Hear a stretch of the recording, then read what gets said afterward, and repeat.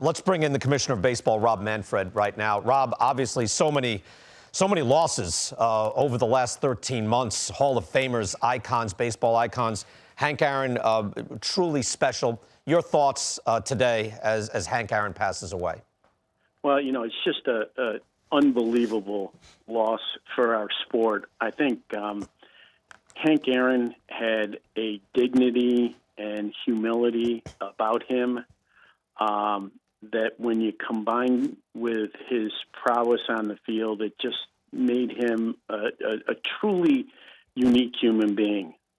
He every year, going back way before I was commissioner, he would visit the World Series, and it was always a highlight of the fall to have Hank and Billy as well as guests, and to have an opportunity to talk with him and get to know him a little bit.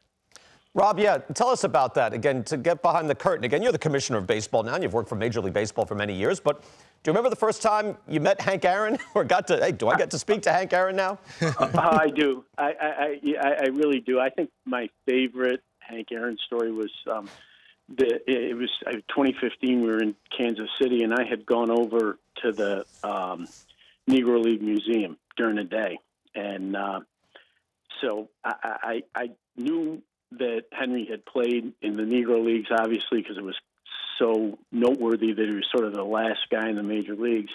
But at the museum, I learned that Henry's nickname in the Negro Leagues was Pork Chop. Yeah. So, Hank used to always sit at the, how in a lot of suites they have a high top kind of railing so that you can look out at the field. You're not sitting at it outdoors in the field seats, but you sit at the high top, you can see the game, and he would always sit there. So, I kind of slid in next to him when I got there, and I kind of quietly said to him, "How you doing, Pork Chop?" And he looked over at me, and he had the biggest grin on his face. I mean, and I think it was, honestly, I think it was a couple of things. I think he knew immediately that I must have gone to the museum that day, because how else would I know that, right? Yeah. And, I think that sort of thing was important to him. I will tell you the second thing about Henry that needs to be said. When we renamed the Hank Aaron Invitational a few years ago, which is really our elite event for young people, I think Henry was very flattered, and obviously it was a great thing for us to have one of our events bear the name of Hank Aaron. What was really interesting to me is once we did it, there was this follow-up from Hank about exactly what the programming around the baseball was going to be.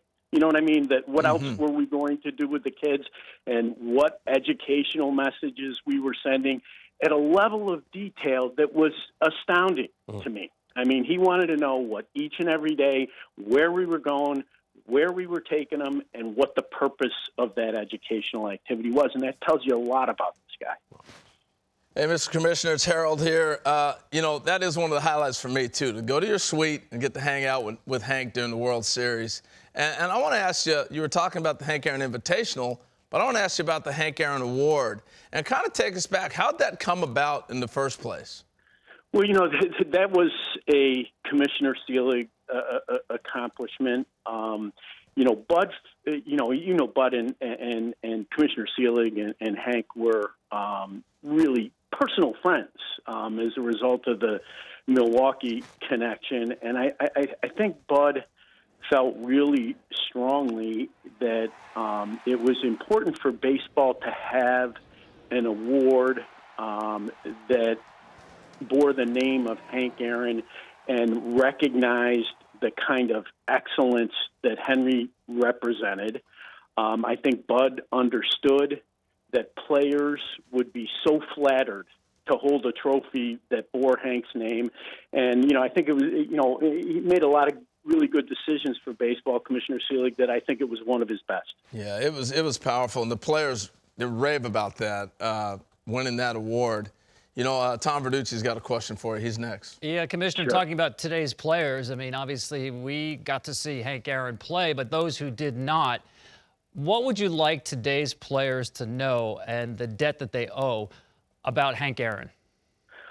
Honestly, I think that, Hank represents a generation that changed through their commitment to our game, that their talent on the field helped change America in terms of issues of race that are, so important in everyone's mind. And obviously we have work to do on those issues still, but I think that Henry's commitment to the game, wanting to be an ambassador, and to larger social issues is really an important lesson for our players.